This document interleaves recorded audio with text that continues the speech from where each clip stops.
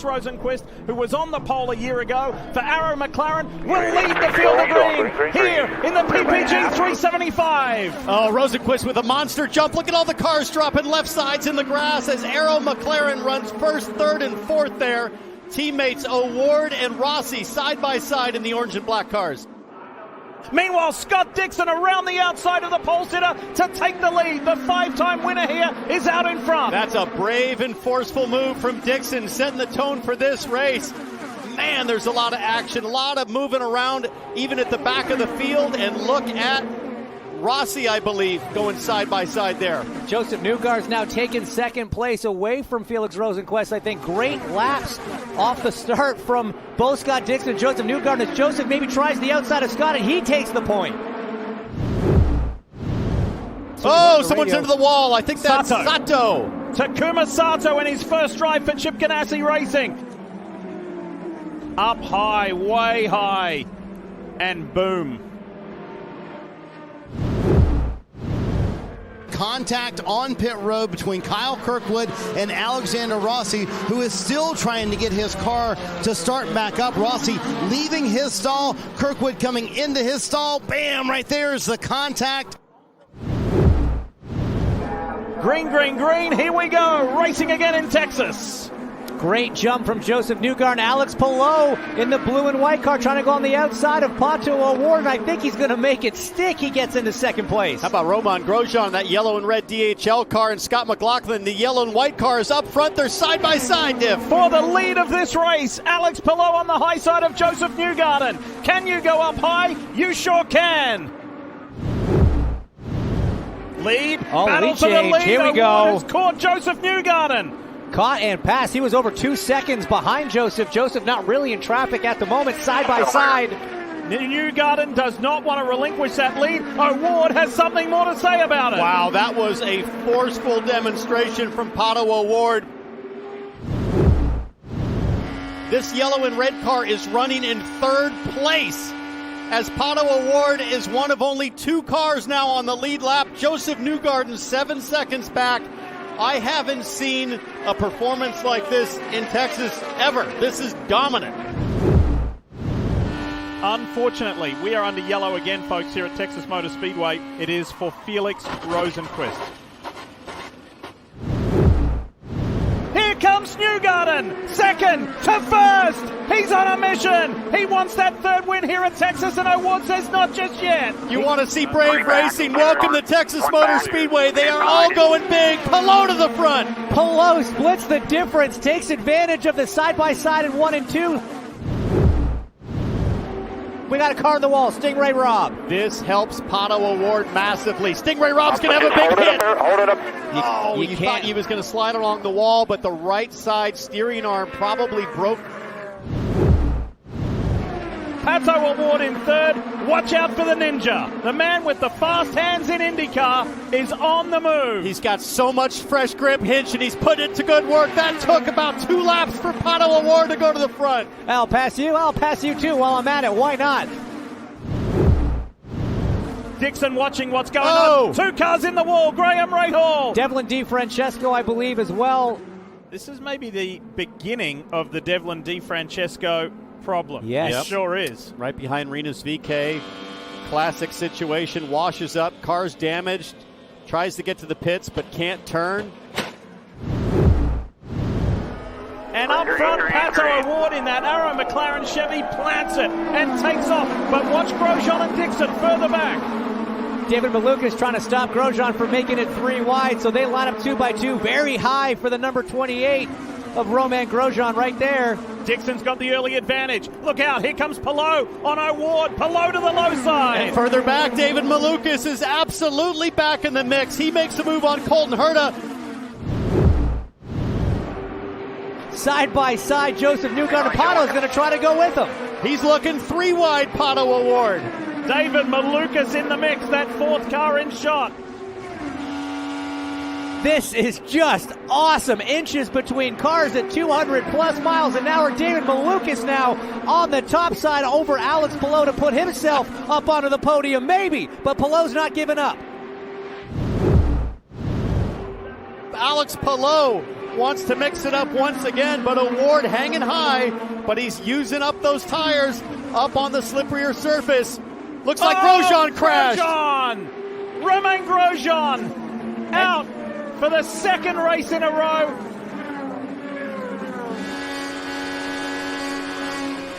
There's the touch. But he was sliding up into David Malukas is incredibly lucky that he wasn't collected in that as well. Yeah. Checkered flag is out. The PPG 375 at Texas Motor Speedway is won by Joseph Newgarden in the PPG Chevrolet for Team Penske. 3 wins at Texas Motor Speedway for this man here. Watch the Acura Grand Prix of Long Beach, Sunday, April 16th at 3 p.m. on NBC.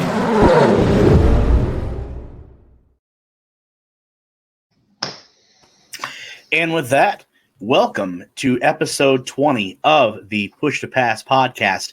I am Derik Vance, and joining me here, as usual, here on another Tuesday, is Joshua Roberts. You were watching the highlights from this past Sunday's PPG 375. First and foremost, congratulations to Joseph Newgarden there in his number 2 PPG Paints Chevrolet for collecting his second consecutive win at Texas. If you remember, just 1 year ago, what an exciting finish between him and his teammate Scott McLaughlin. But Josh, we'll get into this race here a little bit. We'll discuss. We'll obviously review what our eyes told us on Sunday. Later in the show, at the bottom half of the hour, we'll be joined by Caleb Hatch. For people that have been OGs, as we like to say, listeners of this podcast.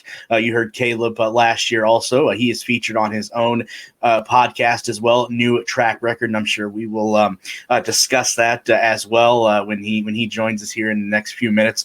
And then also, too, at the bottom half of the hour, as usual, one of the mainstays on this show, Mike from Burnout Bets is going to join us, and he's going to be able to gloat, ladies and gentlemen, this week on some of the money that he made and maybe you made. I know Josh made a little bit as well, courtesy of Mike. So we'll let him talk about that when he comes on towards the end of the show. And then we have a couple news items. I think one of the news items Josh may blow a gasket on. Hopefully not. Don't want to see that on air, but he may do that. And then one of the OGs of the NTT IndyCar series is going to be staying on for a couple more years.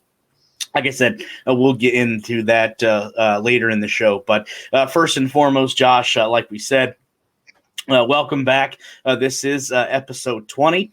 This past weekend, the NTT IndyCar Series was at the Texas Motor Speedway for the PPG 375, won by the aforementioned Joseph Newgarden. But for the majority of the race, he did lead 123 laps, but it was Pato O'Ward who basically, in all sense of the word, pretty much lapped the field. Oh yeah, Pato's he's got to feel like there's like the universe is against him. 2 races in a row, something happens to where, I mean, he has a superior car to whoever won the race, but the first race, that one split second where his engine just shut off and it was overtaken, and then this week. I think he could have caught Newgarden, but that last caution came out, and unfortunately, unlike their competitor, the NASCAR on the other side, they do not have an overtime, green, white, checkered. So it all ended on a anticlimactic caution lap, and I know Newgarden will take it any way he can, but I'm fairly sure that. That Pato wishes that wouldn't have happened, because I think Pato would have caught him. Once again, another disappointing day for Dublin Francesco. I mean, he actually made it a lot farther in the race this week, but just ended up not being able to finish the race this week for a second race in a row. I'll be rooting for him to be able to finish at Long Beach, but just a action-packed race. There's controversy in the pits. Whose responsibility is it? What should the driver have been penalized for what he did? Whose responsibility is it? The driver coming in, is the driver going out? It was a great race all around. I know the ratings you were telling me weren't there wasn't as much viewership this year as there was last year. Probably down about 100,000 viewers, but still a good over 800,000 people tuned in to watch the race, and hopefully Long Beach will be a lot better. There won't be, except for baseball, there won't be really anything competing with it. I know the race ran into when the NCAA Women's Final Four National Championship, which if anybody's been following that was a crazy game.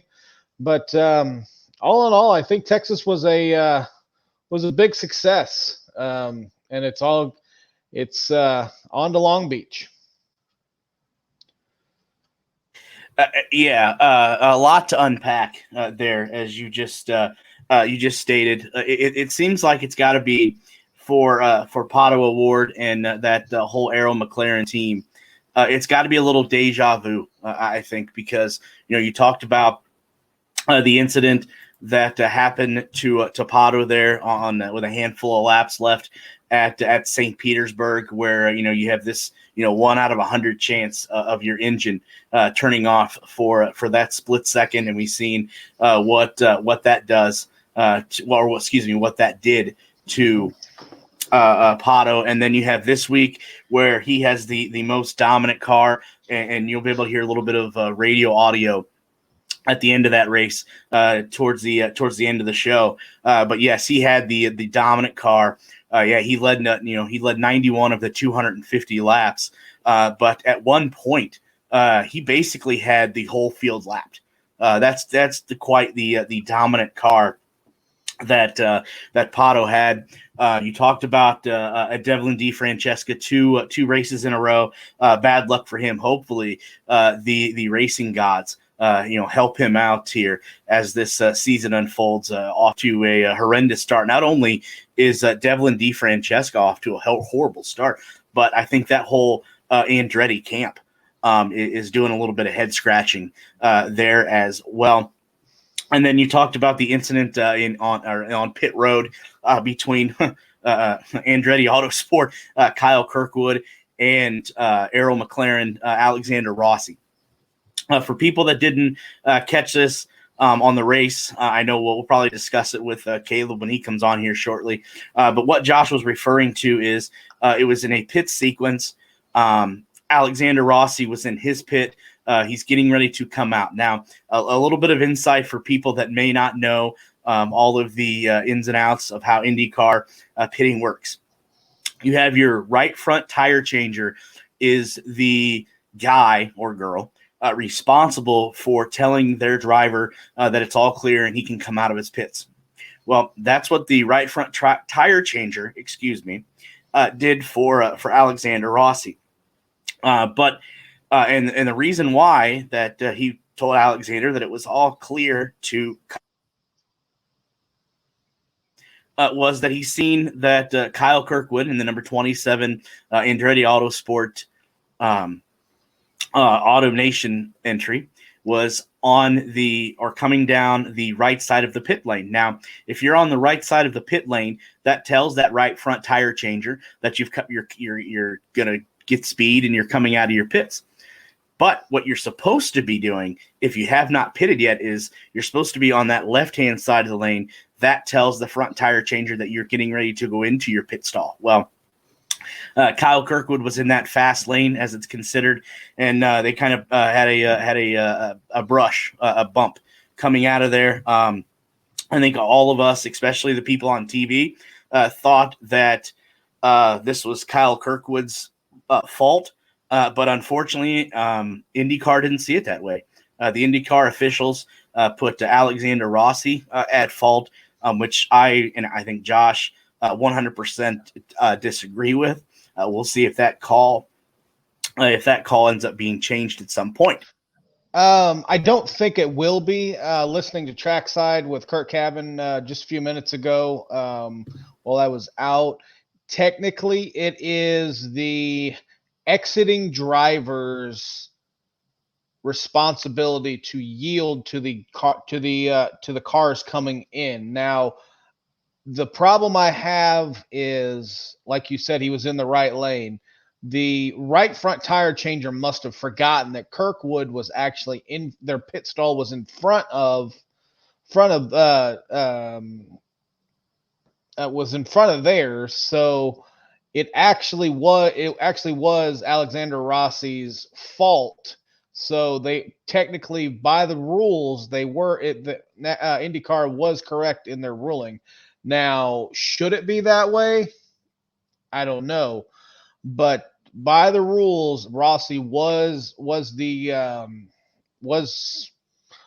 culprit. He was at fault for it. So I don't think it will be changed.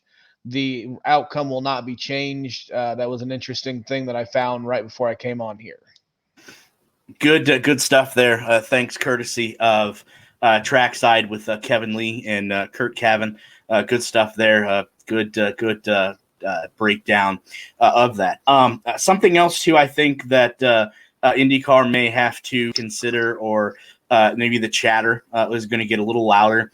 And I know Caleb on their Twitter page put out a poll asking if there should be a green-white checker at the end, just in case if you have an incident there where you're down to a few laps and you have a crash between, with another competitor, but you have two top cars, like kind of like NASCAR does with their overtime.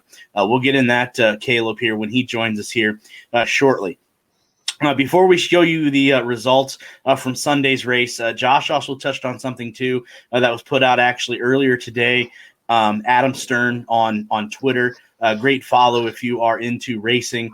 At @A_S12, Adam Stern on Twitter. NBC got 830,000 viewers for IndyCar at Texas this past weekend, and that is actually down, believe it or not, from last year's event, which got 954,000 viewers. So, Josh, something we continue to harp on when it comes to IndyCar, and I think the facts stand on our side. Right now, that IndyCar is just doesn't do a great job when it comes to not only branding the series, but branding individual events outside of the Indy 500. Oh, most definitely, they don't do a good job branding. I don't know what to tell them. I mean, you gotta get, like we've talked about, you got to get better sponsors. PPG is an awesome sponsor, and so I'm not talking about the title sponsor for the events. I am talking about the people that are sponsoring the cars. You got to be able to get those drivers out there and even if it's a restaurant. I just saw a few minutes ago, one of our favorite golfers, John Daly, was at Augusta earlier today signing autographs in a Hooters. I mean, he's sponsored by Hooters. That's an example. Get a driver out there that can go to a local venue somewhere in the town that they're at, and drum up some business, sign some autographs. I know they do stuff here in Indy whenever they're here in Indy, but that's only Indy. I just don't think they don't market their drivers well. They don't market their races well on TV. I think they thought, seeing the fact that they started all of them becoming on Peacock, that it was going to somehow boost their ratings. It hasn't. I hope that they can figure it out, but only time will tell. Was John Daly out there at Hooters giving away free packs of cigarettes and Diet Cokes? That would seem like that would make sense. But be that as it may, hopefully IndyCar's able to figure that out, because it's obviously not a good sign for your product when you're losing viewership from one race to another. Let's take a look. Let's take a look at the results from Sunday's race, as you see up on screen, and then we'll be joined here shortly by Caleb Hatch of New Track Record podcast. But as we said, Joseph Newgarden leading 123 laps, finished P1, and then he was followed by Pato O'Ward in second place, who led 91 laps. Alex Palou in third, finishing out the podium. He led 22 laps. David Malukas, a great run for the second-year vet there from HDM Motorsports. He finished fourth. Scott Dixon, one of the OGs in IndyCar, finished fifth, leading 3 laps. Scott McLaughlin finished sixth. Colton Herta finished seventh. He led 4 laps. Defending Indy 500 champion Marcus Ericsson finished eighth. What a run for Callum Ilott, finishing ninth, and then rounding out the top 10, 4-time Indy 500 winner Elio Castroneves. Coming home 11th, Rinus VeeKay, the highest finishing rookie, and I think this has got to be come as a surprise to a lot of people. But coming home 12th in that Juncos Hollander racing is Agustin Campapino. So great run there by Capapino. 13th, Ed Carpenter. 14th, Roman Grosjean. 15th, Benjamin Peterson. So I think, Josh, we predicted that one right. We were hoping Ben would have a better showing, and obviously he did there, coming home at 15th.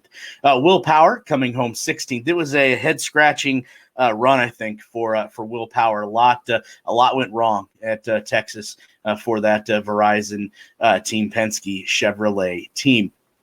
17th was Simon Pagenaud. 18th, Jack Harvey. 19th, Christian Lundgaard. 20th, Noblesville native Connor Daly. 21st, Santino Ferrucci. 22nd, Alexander Rossi. 23rd, as you mentioned, Devlin DeFrancesca.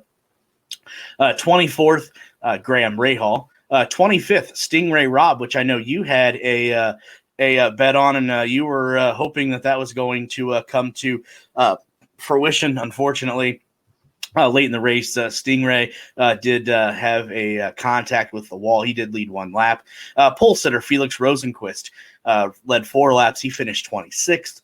Kyle Kirkwood finished 27th, and finishing last was Takuma Sato. So that is your look at the results, the way they finished there at Texas. Let's take a look real quick here at the point standings after 2 races, and then we will bring in Caleb Hatch, our guest for this evening's show.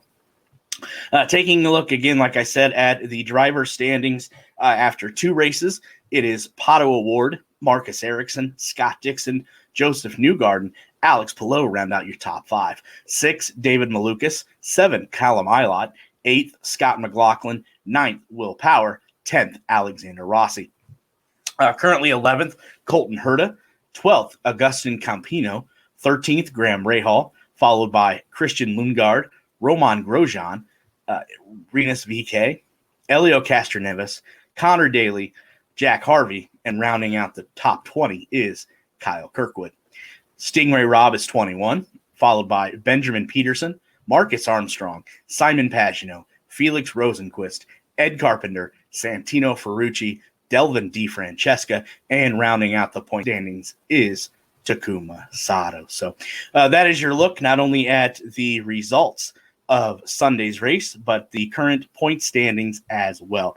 So let's bring in Josh. It is time to bring in our guest for this episode, returning to the podcast, a mainstay for so many years, currently on 1190 WoWo, and then also too He has his own podcast, which I would highly suggest going and checking out. The new Track Record podcast, none other than Caleb Hatch. Caleb, again, first and foremost, huge thank you for returning to the show. A lot to go over here, as me and Josh have so far about the race on Sunday. But let's hear it from you. What did you see? Well, I mean, it was first off, thanks for having me back on. And just an update, I'm actually with 1380 The Fan in Fort Wayne now, so doing a morning sports talk show there. But this was everything you could ask for a Texas IndyCar race in this modern era of IndyCar. It's not quite pack racing, but you're having good, close competition. And I thought it was a great race. It's just unfortunate. It seems to be IndyCar's luck that the TV rating that came out today was terrible. Yeah, we touched on that a little bit, and we've kind of the last few episodes, Caleb, we've been trying to figure out where IndyCar can improve, where can they do better. I think they were down, over 100,000 viewers, I believe, and plus this being on the main NBC network, not being on Peacock, so that's got to be disappointing as well.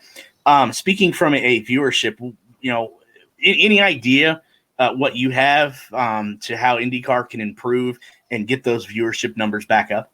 Yeah, I mean, I think it's so simple, right? The scheduling to start the season, just it doesn't work to grow your audience. You have St. Pete and then you take a month off. It's not helpful. It's the audience, you have diehards who are tuning in, and then maybe people who caught it who are motorsports fans, but just out of sight, out of mind. I think that's step number one.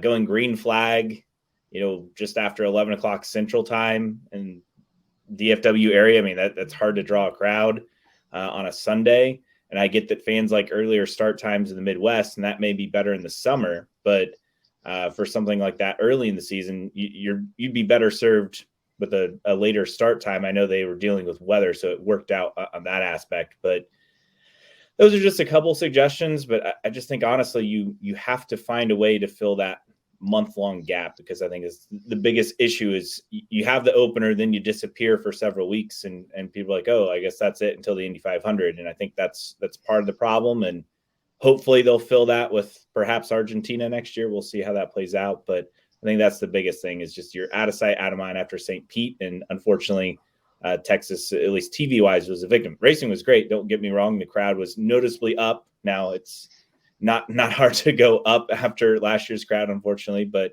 they're building momentum for that event.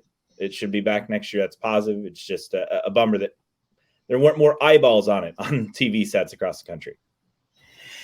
Yeah, it's interesting you bring up how much marketing and how much advertising is done for the Indianapolis 500. I know me and Josh have spoken with a few people, and that's one of the things that's brought up too, is outside of the Indianapolis 500, none of the other races are really that advertised or that build up. So I do believe you're absolutely right that IndyCar needs to do a better job of doing that. Something else I know you noticed, I know you put out on Twitter earlier today at your podcast page on Twitter, asking about the ending of the race. Do you want to see the green-white checker? I thought that was interesting. I think that's going to be maybe the talk of the paddock here going forward, kind of doing the same thing that NASCAR does, because you got to absolutely feel for Pato O'Ward, such a punch in the gut on Sunday. He had the dominant car for the last half of that race, basically had the whole field lapped, and one incident kind of put a damper on his day. Yeah, the green-white checker discussion is interesting, because myself and my podcast co-host go back and forth on this, and we'll have this debate on the show this week, probably when we do our episode on Wednesday or Thursday, most likely Thursday. But the debate over that, I think you can get into a lot of things as far as the entertainment aspect, but just the reality is, from an economic standpoint, the series and the teams can't afford to do a green-white checkered finish. You have that much carnage late in the race. The owners aren't going to go for it. The series probably is not going to go for it. I don't think Penske is going to be in favor of doing something like that just for entertainment purposes. But if for Pato, it's just unfortunate. 2 races in the season now, and he's had a weird plenum fire in the engine coming out of the final turn with just a few laps left, finishes second in a race that he otherwise would have won, most likely. I know Ericsson was coming, but I don't know if you can get past that late in the race. And then obviously what we saw on Sunday with just the restarts and everything after dominating the bulk of that race. But look, that's oval racing in IndyCar. We saw Joseph Newgarden dominated Iowa in both races last year, only got one win after he crashed out in one of them. So that's just the reality of IndyCar, right? You got to close, and he's still got 2 second-place finishes to start the season. Obviously the championship leader. So, I mean, there are worse things, I guess, to happen. And I'm sure he'll get those wins, but that has been the thing with this Arrow McLaren team over the years is, can they close? And I think that's what we need to see them be able to do here as the season goes along, because this is supposed to be the year, right? We thought it was last year they'd either win Indy and or the championship. And now it feels like this year the pressure's ramped up even more to accomplish those goals. Yeah, you're absolutely right. And before I know Josh has a few things to ask you too. I picked Pato not only to get his first 500 win this year, but to win the points championship. So I think you're absolutely right when you talk about Arrow McLaren figuring out how to close out a race, and they're so close. But I think by the end of the season, they are going to figure out how to close that door for sure. Josh, I know you had a couple things earlier we talked about that you wanted to ask Caleb, so the floor is yours.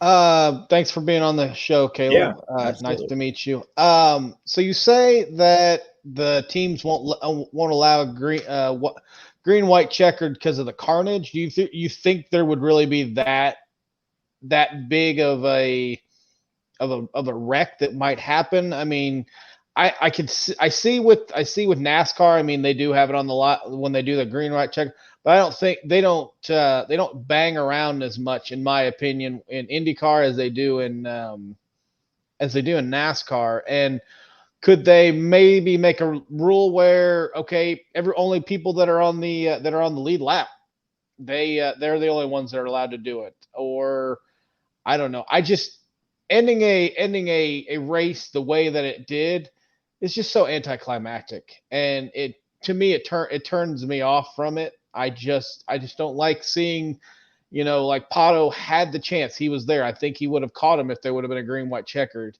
and he just didn't get the chance. Yeah, I understand the entertainment aspect. I think from the team perspective, and I'm not speaking for the drivers here. I'm just speaking what I think they would say, but I don't know if the drivers would be in favor of it either. These are the same people, remember, who did not like the double file restarts when they had those back around 10, 12 years ago. They had those for the Indy 500 and they didn't like those. So I just think the risk compared to the reward is too great of a gap for NASCAR. As you mentioned, they can bang around those cars a lot more. And for IndyCar, yes, we saw guys have contact. Herta and Grosjean made brief contact. Pato and Newgarden made brief contact, but everyone's going to be going for the win. As far as, in a situation like Texas, where they're on the lead lap and they're going for it at the end, you're asking, I think from a safety standpoint, you're asking for crashes, and you're putting guys in a position where they're just not going to want to be a part of that. You got to remember, some of these guys, you go back to Fontana 2015, and there was a mixed reaction on that race. You had Will Power basically saying, I don't want to be a part of this if this is what we're going to be on ovals. And Ed Carpenter on the flip side saying, bring it on. I want more races like this. And that was, pretty controversial at the time. Then we saw the big crashes at Pocono over the years after that. So I just think from a team standpoint, one, as far as Texas is expensive enough as it is when it comes to cost, if there's a crash. And I just think you're asking for race finishes where you may get the green, white checkers, and you may get the green and the white, but you're probably going to have a crash, and you're not going to make multiple attempts to get it done like in NASCAR. Because I think fans of IndyCar love the purity aspect of just like the pure form of racing. And I think you get away from that. I think that's kind of the end all be all with the fan base. Unfortunately for people, look, I want to see a green flag finish, but I don't want to see it at the expense of additional carnage for no real reason. How long are those purists going to live, though? I mean, we keep. Yeah. It's true. I mean, they're not building the fan base. The purists, like you said, are going to show up. They're going to show up. They're going to watch the race. But when those guys start to leave, who's going to be there? Who's going to be there to replace them? I mean, yeah, it's a legitimate question. I think the hard part for IndyCar is they're in a tough spot where, because the majority of your fan base are the longtime hardcore fans, and you're still trying to attract new fans, whereas, NASCAR has at least seen kind of a bit of a rebirth the last couple of years. I know this year they're struggling TV rating wise, but you have new, young, marketable drivers in NASCAR. And then obviously F1, we know the explosion with that due to Drive to Survive is a factor. I don't think it's everything, but it's definitely been a factor in making F1 cool, at least here in America. I know worldwide people were following it, for a long time. So I think they have to work a very fine balance, because they can't afford to risk to take big swings like those other series can when it comes to their fan base, like F1 is done in recent years with Liberty Media taking over, what NASCAR's done, adding new types of tracks, and, the street race in Chicago, dirt race at Bristol, North Wilkesboro coming back on the schedule. These are popular moves for a lot of people, but it's also a way to attract new fans. In IndyCar, we just haven't seen them take those swings.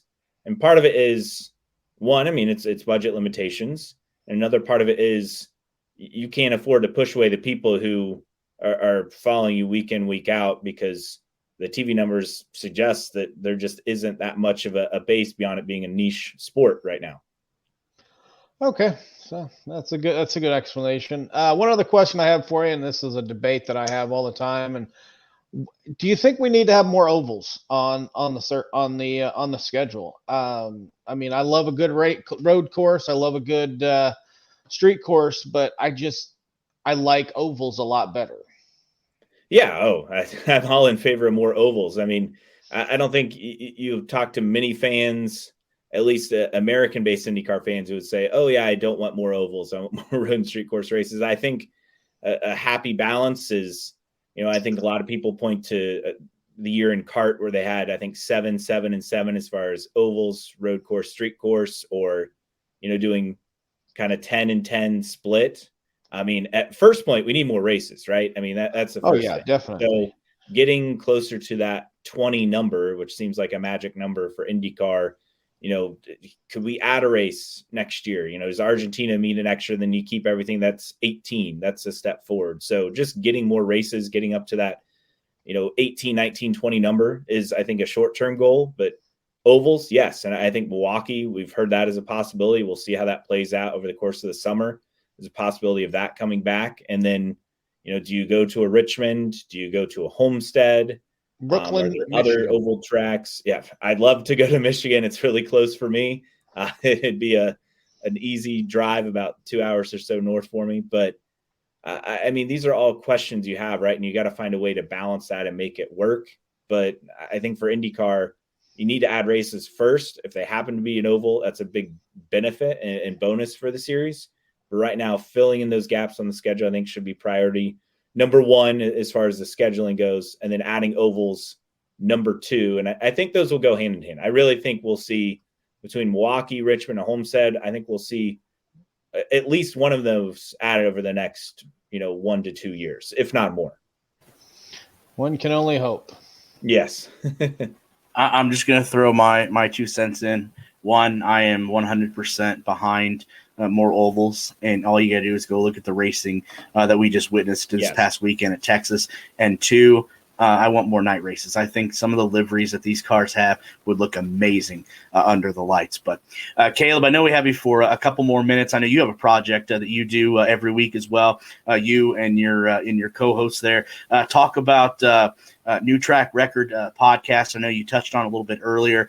Tell our viewers a little bit about that, and I know you have a upcoming episode as well. Yeah. Oh, and a quick thought. It was a bummer there were no night races on the schedule this year. That was a one downside, and not having those night races. And you mentioned the racing we saw at Texas as a big step in a positive direction. I think one thing with the addition of the air screen, the safety features are great, but the oval racing has suffered just because this car was not built, to have the aero screen attached to it. But they're finding ways to figure that out, and that's been a big positive here. Really outside the 21 Indy 500, it's been a struggle as far as on ovals, as far as the product goes. But I think they're trending in a positive direction with that. But as far as the podcast, yes, we do weekly episodes, usually record Wednesday or Thursday. Just kind of depends on our schedules and how we make it work. We race recaps, rumors, covering the main stories of the past week. We do that every week. And then you can find us on social media. IndyCar Podcast is the handle on Twitter and on all other outlets. And just love to interact with people on social media. And look, we don't know anything. We're just two guys talking IndyCar, kind of like you guys are, two guys talking IndyCar. So we have fun with it and love talking about all the speculation. Of course, the elusive third engine manufacturer and international races. We always kind of joke about stuff like that. But it's just a way for fans to listen to a podcast by fans and be a part of it. Hey, Caleb, I have one other question. Didn't, and we'll talk more about this with Mike.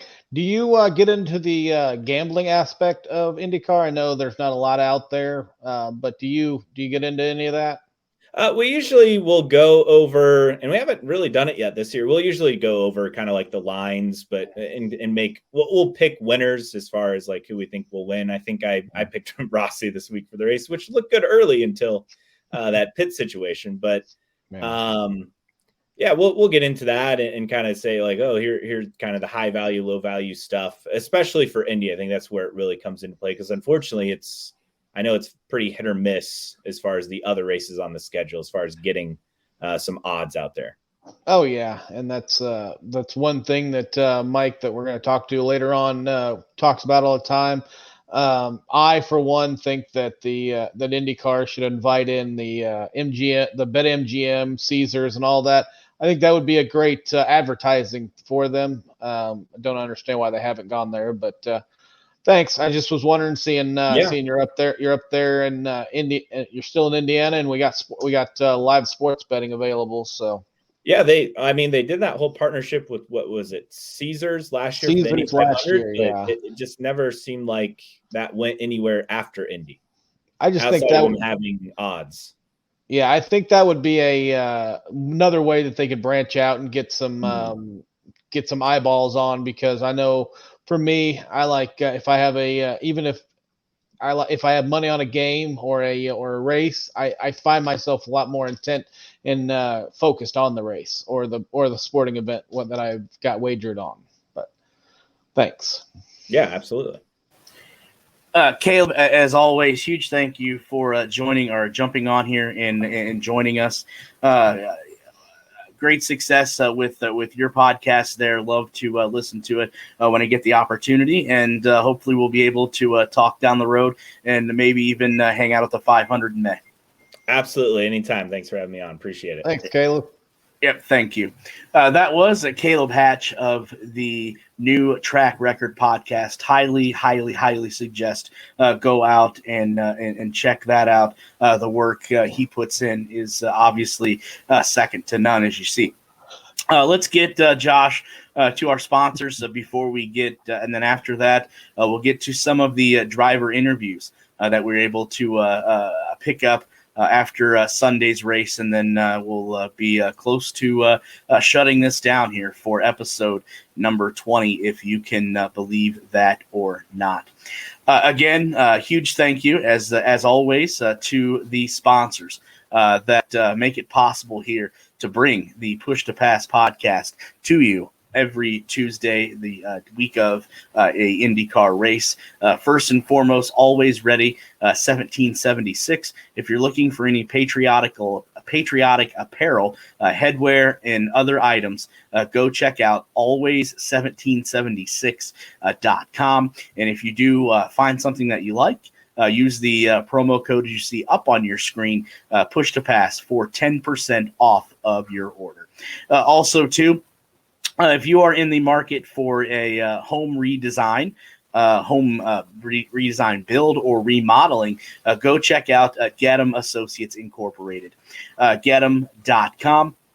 And as you see as well, use the promo code Push to Pass for $250 off any design service. So huge thank you to both of those sponsors for making it possible for us to bring you the Push to Pass podcast here every Tuesday.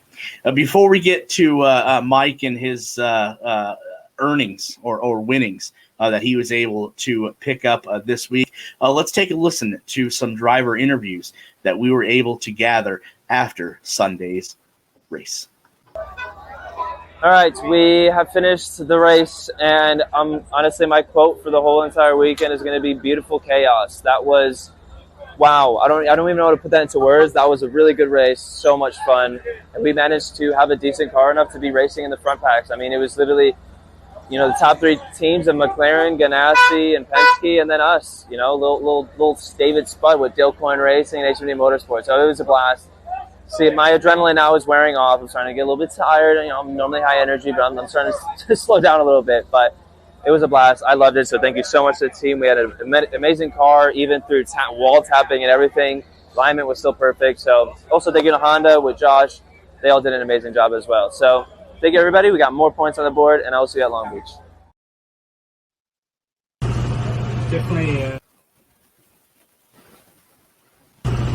Definitely an interesting day. We kind of second stint on third stint, kind of got a weird set of tyres, maybe had loads of understeer and kind of lost some positions. And then towards the end there, the race got tons of cautions. We kind of pitted off sequence maybe from some of the others. So in the long run, we just needed more laps. Unfortunately, I think the car definitely a good speed. I think a lot of the Ganassi cars did. Unfortunately, we ended up fifth, so not bad points today, but ultimately we're here to win. Overall pretty good day for the XL Chevy. 15th to 6th, there's no mean feat. We actually went back to like 20th, I think, at the start. So I'm really proud of the team. We had one bad pit stop. I made a couple of mistakes on the restart. It wasn't our perfect day, but to still come back and salvage a 6th place. Big props to the team and my car and my team and my engineer Benny. So I feel really good going into the next speedway we do, which is Indy. We'll see what happens. Overall P9, another top 10 so far this year. I think on a lot of ways we did a great job. Some amazing restarts. We had a good car the first half of each stint and then really struggled on the older tyres, which is a bit strange. So we need to figure that out. Otherwise, I don't know. Our pit stops are not good. Losing lots of places each pit stop. But we managed to make it back and keep fighting. Yeah, there's some things to work on, but overall it's good to capitalize on these kind of results and get them when we can. And then, the next one's Long Beach. It'll be interesting. So I'm looking forward to that, taking a week off and come back fighting, I guess. For our teammates, we were able to do something, and with a little bit of experience and patience and great teamwork. Let's emphasize that. Just really a great strategy put us to the front, and that was made us the top 10. What happened in the final practice that kept you out of it? Started the race really well, and then what we found in qualifying happened in the race. The car was very slow. Unfortunately, the handling was okay, and felt like everybody did a great job extracting the best out of it, but just slow, couldn't keep up with anyone. So concerning, we got to work. We got to figure out what's going on. It's certainly a big setback, and not where we want to be. So those days I hate in racing, but that's part of the job, and we'll regroup and try to figure out what's going on. Elio did a great job in P10, so congrats to him. We salvaged what we could today, obviously, and finished the race, which was good. One piece this time. Got some experience with the crew and the team. But overall, we got to do better. Tough day here at Texas. We definitely had a top 10 car. We're definitely in the hunt, even though the headrest kind of fell off on the right side, which doesn't exactly make our job easy at 6G. By the time we got it sorted, something happened in our clutch pack, so we didn't have a clutch, which is actually why we ended up going from one lap back to 5. we just couldn't get the car fired, and it's hard to just push start an IndyCar. It's complicated, but all in all, just long day. I'm pretty sore and looking forward to relaxing the next couple of days.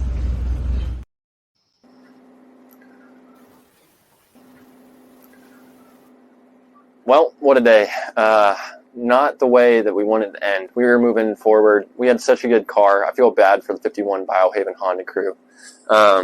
Yeah, I mean, I was getting to a spot in the car where I was comfortable, and that last restart, we made a lot of positions up, a lot of passes, and I don't know if I was just overambitious or if there was something in front of me that caught us out, but it just seemed like the cars in front of us checked up way more than they should have and crept up in the lane, and we had nowhere to go except for in that PJ1, and that stuff is not fun to be in. So everywhere else, this track is a blast to drive on. The car was so much fun to drive, but that third lane, it's not there. So feel bad to hit the wall the way we did and end our day early.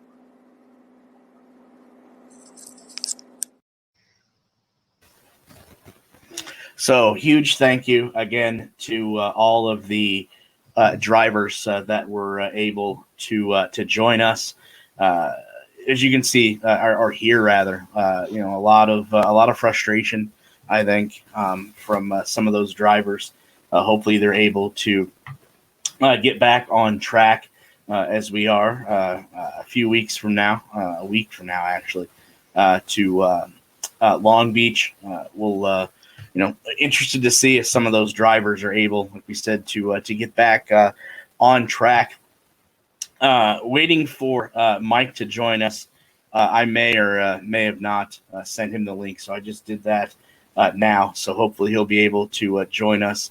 Hopefully Josh is still there with us. I see he may have some connection issues there as well, or he had to step away from the mic there for a minute.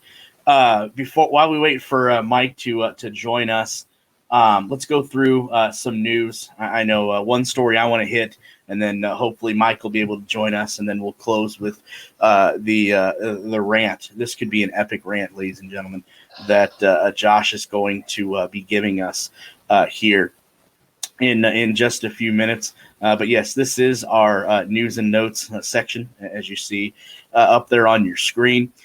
We talked about this earlier, but we can now talk about it for a few minutes here. Will Power is staying with Penske after he signed a multi-year extension on Friday. It wasn't a matter of how, but when. On Friday, Team Penske has extended the contract for its reigning NTT IndyCar Series champion, Will Power. At 42, Power is set to continue in his number 12 Chevy Verizon entry, as both have recently committed to multi-year extensions. Previously unannounced, the team confirmed that Power's presence will be seen and felt on the IndyCar grid for years to come. Believed the extension to be through at least 2025, as the defending series champion pursues another title with the Australian and teammate Joseph Newgarden and Scott McLaughlin, respectively. Power's American journey began late in 2005 with Team Australia in the former Champ Car Series, and returned to make his full-time debut the following season, where he earned the first pole position of his career on the way to placing sixth in the IndyCar standings. A pair of breakthrough victories and 5 more poles were added with Team Australia in 2007, and with Champ Car's demise after the Long Beach round in 2008, a race he won, by the way, Power made the switch to today's IndyCar Series with KV Racing Technology, the team behind Team Australia. Since 2009, the rest of Power's time in IndyCar has been spent behind the wheel of Team Penske entries, where 2 championships in 2014 and 2022 have been earned, along with his victory at the 2018 Indianapolis 500. Along with his most recent IndyCar crown, Power also has surpassed Mario Andretti, the legendary Mario Andretti, as IndyCar's greatest qualifier after securing his 68th pole at the 2022 season finale in Monterey, California. The veteran also ranks 5th on IndyCar's all-time win list with 41, one win behind 1991 kart IndyCar Series champion Michael Andretti. So Will Power going to be sticking it around for a couple more years, at least till 2025. So interesting to see how that plays out. But I do see that our betting concierge or guru has joined us as I finally was able to successfully send him the link. But Mike, as always, thanks for joining us here on this episode. And apparently, looking at your Twitter this weekend, you raked in some cash over this Texas race. Heck yeah, man! It was probably one of my best weeks, most profitable weeks ever. So I'm pretty sure I was talking about it with you guys, but we had to wait a little bit for odds. But I was all over Newgarden and all over Pato. I predicted Joseph would win, Pato would come second, and Dixon would come third. And my card was pretty much those three, and that was it. I had both Joseph and Pato to win, and had both of them top three. Best bet was Joseph top three. So it was hits across the board. Also had a bet on Chevy to win. That was a nice little cash as well. So yeah, man, it was a good week. So I will take it. I'm happy it turned out the way just I want. I did get a little nervous.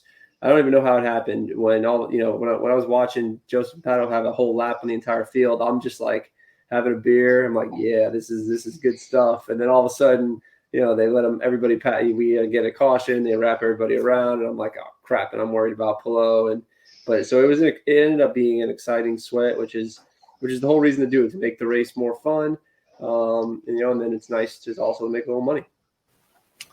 Yeah, me and Josh put our picks for Sunday's race out on Twitter, and I ended up going with Pato Award.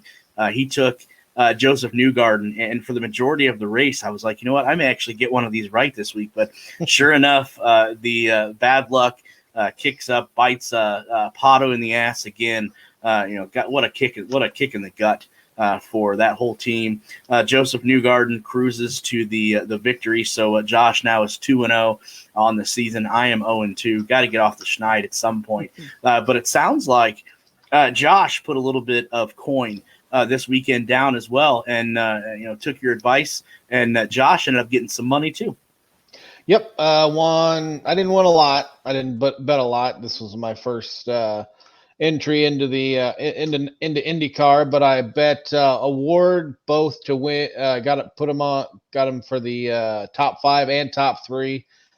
Wish McLaughlin would have finished in the top 3. That would have been a good chunk of change. But I liked betting. It was nice. I wish I would have stuck with my instinct and put the money on Newgarden to win, but I'll learn next time to go with my gut. Got a bet going on today that all I need is the O's to win out, and I win some money. But it was a good weekend of betting. I'll definitely take your advice. I do have a question. I saw you. Where did you see those matchups at? I didn't find them on Caesars. What site did you find them on?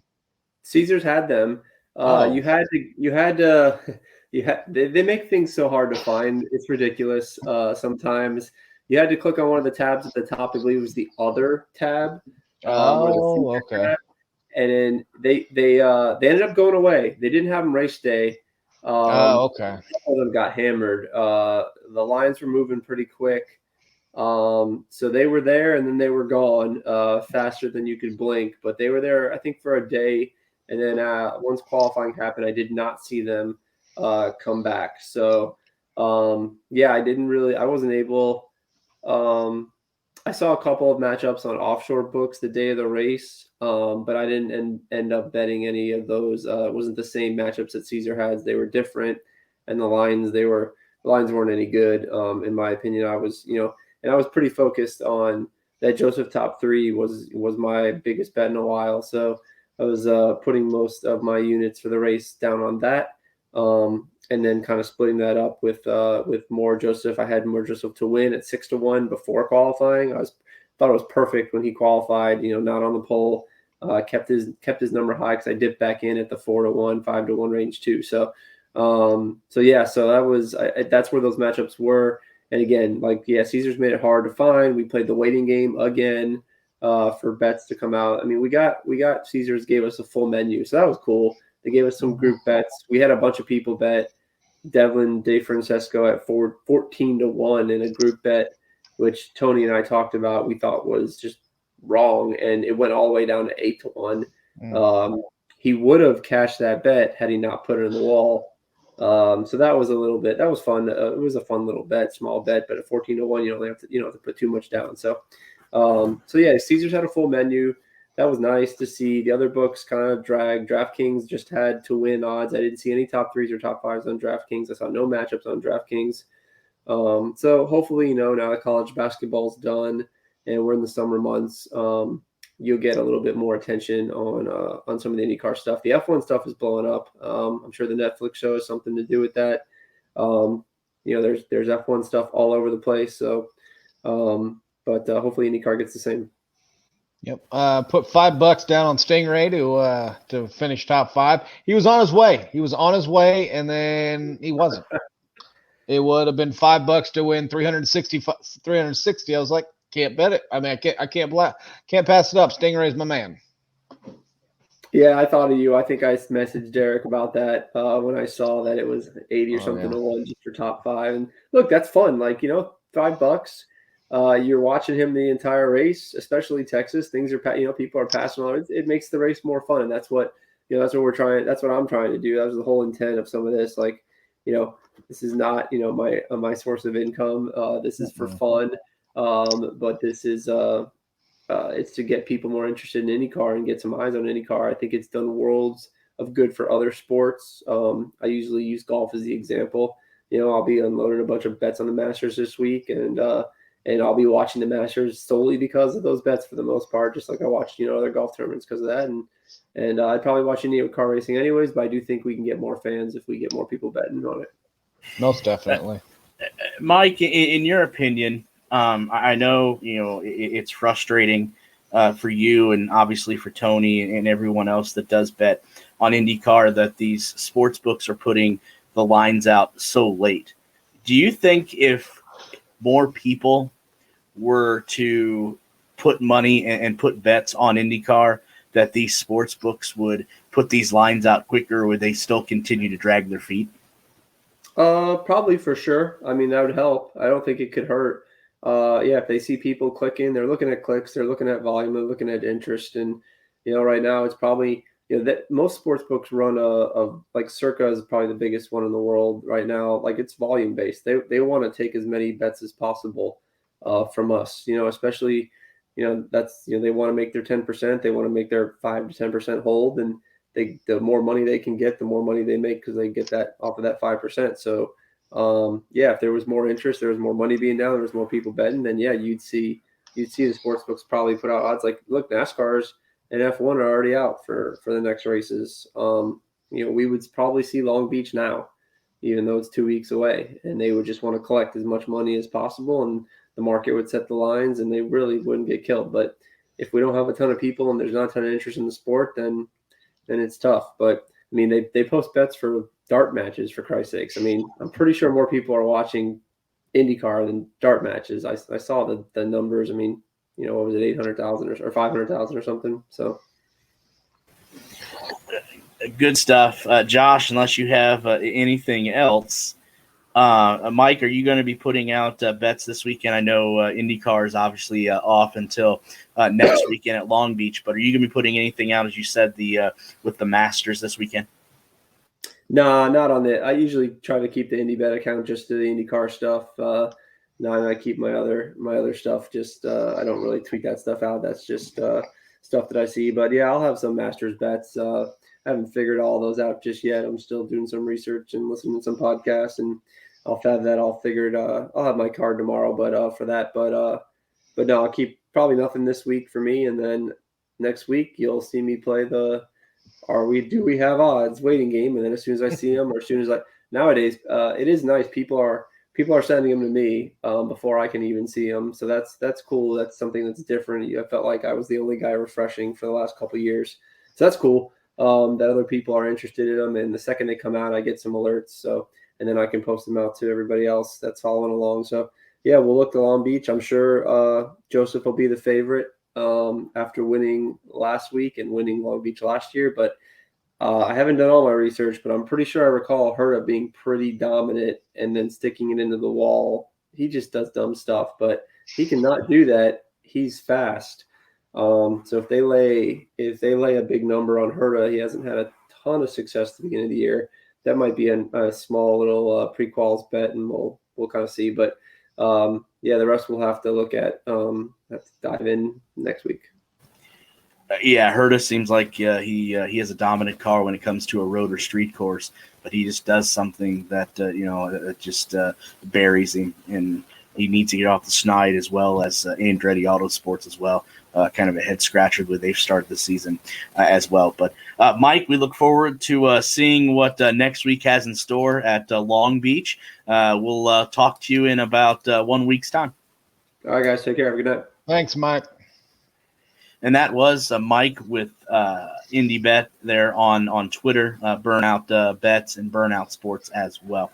Before we put a bow and wrap up episode number 20, the last piece of news that we have to go over is for Carb Day this year, for the Indianapolis 500 and all of the events that surround that race. Carb Day, which is, for people that don't know, that is the Friday before the Indianapolis 500.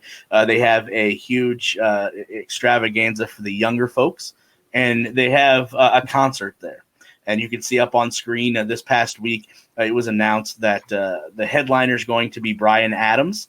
If you don't know Summer of '69, then that's about all you got in the repertoire there. And then you also have opening up for Bryan Adams is Soul Asylum. I'm a music guru, but not when it comes to Soul Asylum. But I have a feeling that Josh may be, and he has an opinion.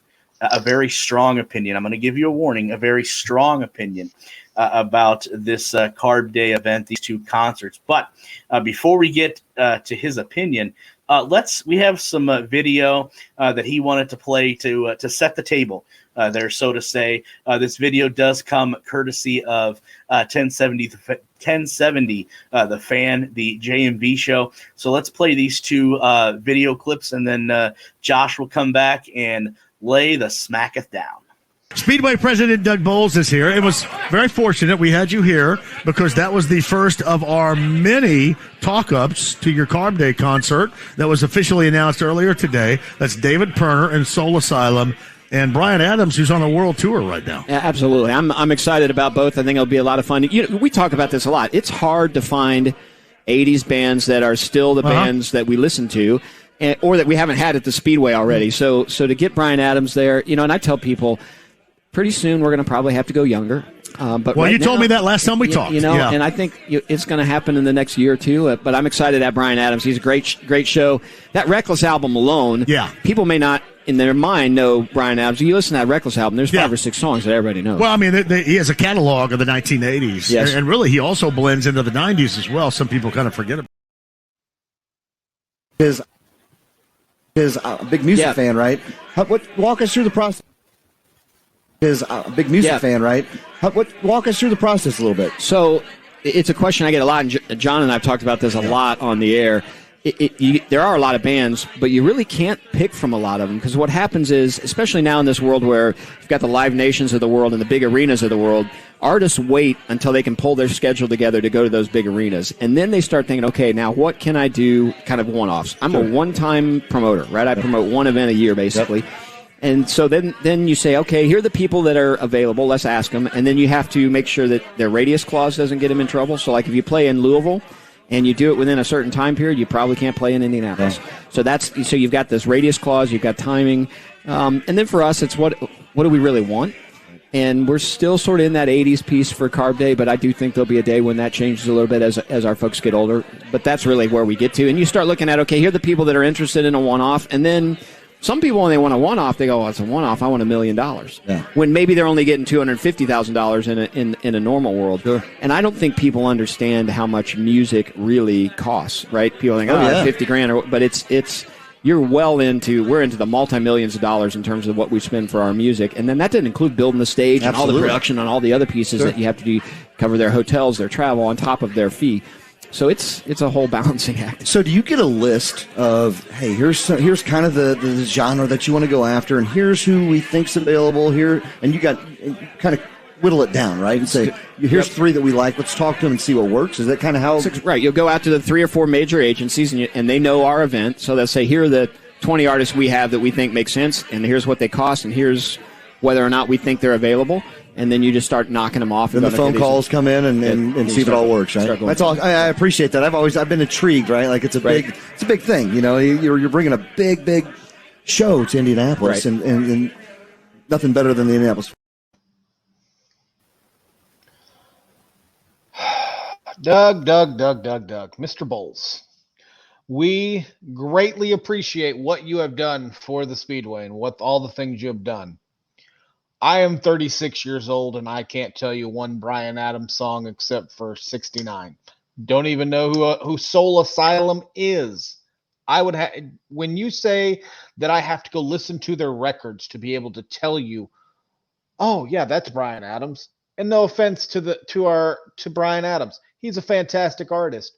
But yes, it is time for you to get out of the 80s. Let's get to the 90s. Here are some of the former bands that have played at Carb Day: Third Eye Blind, Kid Rock, Stone Temple Pilots, Three Doors Down, ZZ Top. There was Stained and Papa Roach one year in 2011. Leonard Skinner, Poison, Sammy Hagar, Jane's Addiction, Journey, Steve Miller Band. I could go on and on and on. You get some of the best artists to play on that Legends Day, but when you have the biggest crowd that you are going to have outside of the day of the race, which is Carb Day, you are going with an 80s band. You have got to be able to just come into the future. And yeah, it's $1 million. You make way more than that. The stage is not that. It's not going to be. It's not like if they're going to be setting up their big productive stage that they're going on tour with. All they need is a stage where they can play and spend the money. Throw the money out there. I guarantee you, if you were to tell a band, talk to a band that was, even if it's an up and coming band that's more into this generation, you would get a lot more people out there. I will not be going to Carb Day this year. 1, due to the fact that I have to work, and 2, the concert just doesn't sound interesting to me. Like we were talking about with Caleb earlier, IndyCar. Let's get into the new generation. You know, you're going to need fans down the road, and concerts like this are not going to draw that many people. Yeah, you're going to draw the old timers, the geriatrics. No offense to the geriatrics, but I just don't think it's going to draw that big of a crowd. And I'm not impressed. The bands you have had in the past, fantastic. Get out of the 80s. Let's move on. Get to the 90s. There's got to be somebody out there that is willing to come and play for everyone knows Carb Day. You say the Indianapolis 500 around the world, and somebody, they all know the Indy 500. They know Carb Day. Carb Day is a big thing, senior skip day. That's when we all skipped and we went out to Carb Day and we had a great time. Come on, Doug. Do a little bit better. I'm expecting more next year. Remember, everyone, that's Joshua Roberts on Twitter at Warrior0565. But you know what? I will agree that we talk about IndyCar having a brand issue, and I think this falls right in line with that. If you want to get new eyeballs on the sport and you want to get younger viewers, Doug, as much as I admire what you've done, you and the captain out there at IMS, you have to up your game up a little bit. I'm not saying you go out there and get, a little wheezy, which I wouldn't go anyway. But, you can't get somebody, if you want new, younger eyeballs, I think a one-off by Brian Adams, yeah. And summer of '69 just isn't going to do it. But that puts a bow, Josh, on this episode. We'll be back 1 week from now to preview Long Beach, the Grand Prix out there at Long Beach, California. I know a friend of yours, very fond, Mark James of IndyCar Radio, is going to be joining us to preview Long Beach as well. Can't wait for that. Anything else that you want to say to the audience here before we wrap things up? Nope. It was a great show. Can't wait. On to Long Beach. On to Long Beach for sure. And in this episode, we didn't get the clicking sound from my mic. So definitely improving there as well. Golf clap for Augusta this weekend. So for myself, Derik Vance, Joshua Roberts, everyone here at the Push to Pass podcast, join us 1 week from now when we go and preview Long Beach with special guest Mark James. So until then, we will see you in the next episode. On the back and on the inside.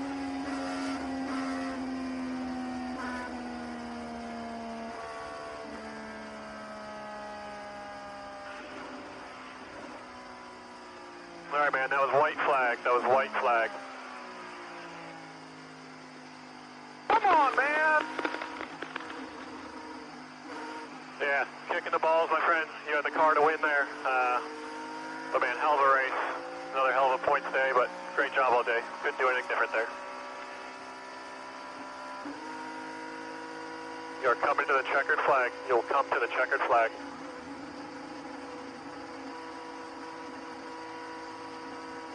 Good job, everyone. I hear you, man. I will say that's 2 races in a row we could have won.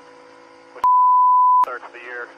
We're disappointed for second 2 times in a row. So you drove a hell of a race, my friend. Really good job.